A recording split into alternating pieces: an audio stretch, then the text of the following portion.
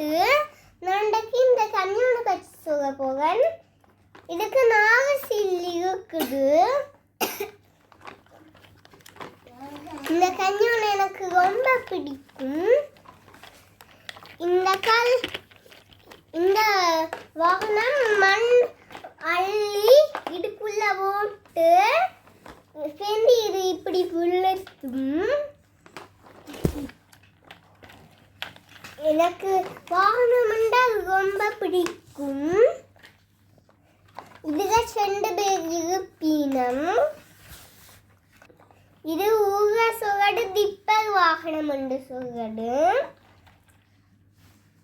இங்க பாருங்க, இது மஞ்சள் நிறத்தையும் கருப்பு நிறத்தையும் சிவப்பு நிறத்தையும் இருக்குது.